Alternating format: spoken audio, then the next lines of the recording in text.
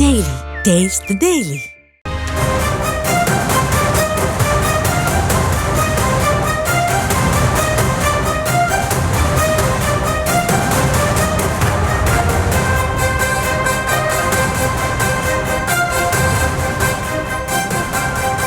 உழைப்பால் வெல்லுங்கள் என்று முதலமைச்சர் மு க ஸ்டாலின் தெரிவித்திருக்கிறார்.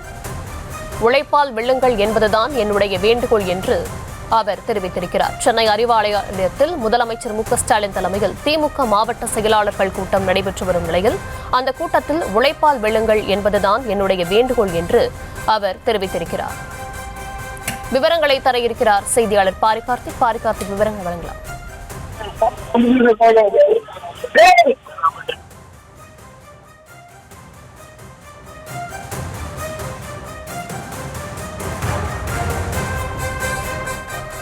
சென்னை அண்ணா அறிவாலயத்தில் முதலமைச்சர் மு க ஸ்டாலின் தலைமையில் திமுக மாவட்ட செயலாளர்கள் கூட்டம் நடைபெற்று வருகிறது.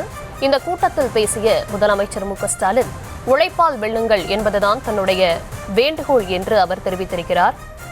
அதிமுகவை அடக்கிவிட்டது பாஜக என்றும் அவர் அந்த கூட்டத்தில் தெரிவித்திருக்கிறார். பாரிகார்த்திக், இணைப்பில் இருக்கீங்க, விவரங்களை வழங்கலாம். மாவட்ட செயலாளர் கூட்டம் தற்போது நடைபெற்று வருது. இந்த மாவட்ட செயலாளர் கூட்டத்தில் முதலமைச்சர் அவர்கள் பல்வேறு அறிவுரைகளை கட்சியினருக்கு வழங்கி வருகிறார். அதன் அடிப்படையிலே பாஜக தமிழ்நாட்டில் எப்படியாவது காலூன்ற நினைக்கிறது, அதற்கு அனைத்து விதமான அச்சுறுத்தலையும் செய்து அதிமுகவை அடக்கிவிட்டது என்றும், பழனிசாமிக்கு வேறு வழி இல்லாமல் பாஜக கூட்டணியில் ஏற்றுக்கொண்டு விட்டால் சொந்த கட்சி தலைமைக்கு சிக்கல் வரும் என்று பயப்படுகிறார் என்றும், அதனால் அவர் பாஜகவை தற்போது ஏற்றுக்கொண்டிருக்கிறார் என்றும், தாம் எல்லா காலகட்டத்திலுமே இதுபோன்ற சோதனைகள் எதிர்கொண்ட இயக்கம்தான், அரசியல் ரீதியாக நம்மை வெல்ல முடியாதவர்கள் இது போன்ற மிரட்டல்கள் மூலியமாக அசிங்கப்படுத்த நினைக்கிறார்கள். அவர்களது அரட்டல், மிரட்டல், உருட்டல் என அனைத்திற்கும் உண்மையான காரணம் என என்பது மக்களுக்கு தெரியும் என்றும், எனவே பாஜகவின் அச்சுறுத்தலை அரசியல் ரீதியாக நாம் எதிர்கொள்வோம் என்றும் தற்போது தமிழ்நாடு முதலமைச்சர்கள் தெரிவித்திருக்கிறார்.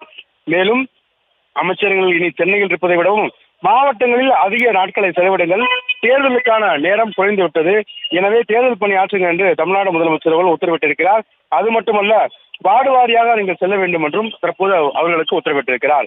தடங்கள் என்பது எப்போதும் இருக்கும், அதை உங்களிடத்தில் இருக்கும் உழைப்பால் வெல்லுங்கள் என்று, இதுதான் என்னுடைய வேண்டுகோள் என்றும் தமிழ்நாடு முதலமைச்சர்கள் தெரிவித்திருக்கிறார். தேர்தலுக்கான பணிகளை தற்போது திமுக துவங்கியிருக்கும் நிலையில் மாவட்ட செயலாளருக்கு முதலமைச்சர்கள் பல்வேறு உத்தரவுகளை மற்றும் அறிவுறுத்தலையும் வழங்கி வருகிறார்.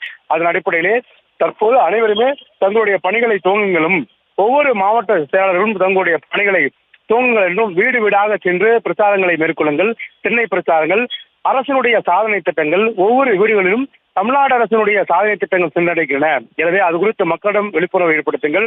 அது மட்டுமல்ல, திமுக கடந்த 4 ஆண்டுகளில் செய்ததை மக்களிடம் தொடர்ச்சியாக வெளிப்படுத்துங்கள். சென்னை பிரச்சாரங்கள், துண்டு பிரசங்கங்கள் மூலியமாக தொடர்ச்சியாக பொதுமக்களை சந்தித்து அவர்களிடம் கூறுங்கள். அது மட்டுமல்ல, பொதுமக்களுக்கு தேவையானதை அவர்களுடைய கோரிக்கையை உடனடியாக செய்து கொடுங்கள், அவர்கள் கேட்கும் ஒவ்வொன்றையும் உடனடியாக செய்து கொடுங்கள் என்றும் தற்போது தமிழ்நாடு முதலமைச்சர்கள் தங்களுடைய கட்சி நிர்வாகிகளுக்கு மற்றும் தொண்டர்களுக்கு உத்தரவிட்டிருக்கிறார்.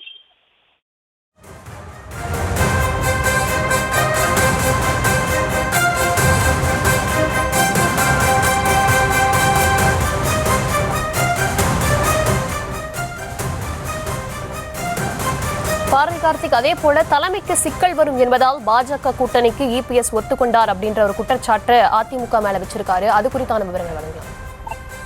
அதாவது அவர் தமிழ்நாடு முதலமைச்சர் அவர்கள் எதிர்க்கட்சி தலைவர் எடப்பாடி பழனிசாமி அவர்கள் குறித்து பேசியிருக்கார். அப்போது பேசும் பொழுது அவருடைய தலைமைக்கு, எடப்பாடி பழனிசாமியுடைய அவருடைய அந்த அதிமுக தலைமைக்கு சிக்கல் ஏதும் வந்துவிடக் கூடாது என்ற காரணத்துக்காக மட்டும்தான் அவர் தற்போது பாஜகவில் கூட்டணியில் இணைந்திருக்கிறார் என்றும் அவர் தெரிவித்திருக்கிறார்.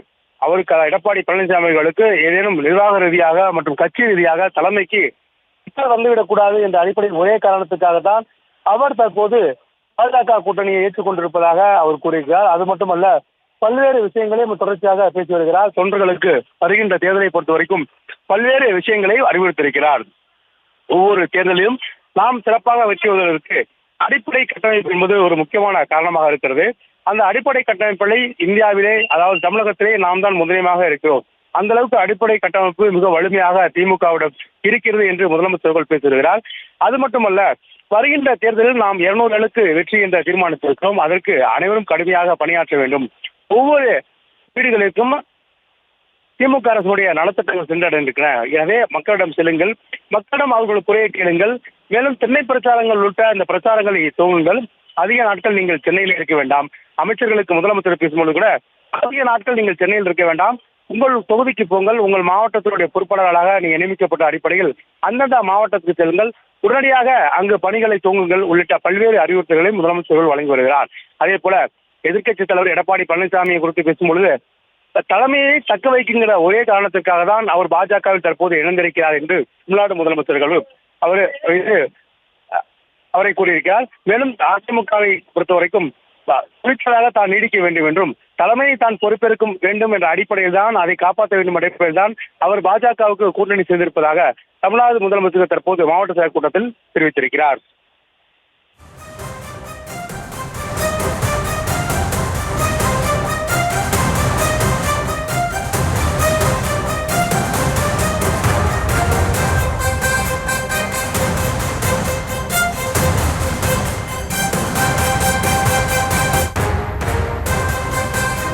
விவரங்களுக்கு நன்றி பார்க்க.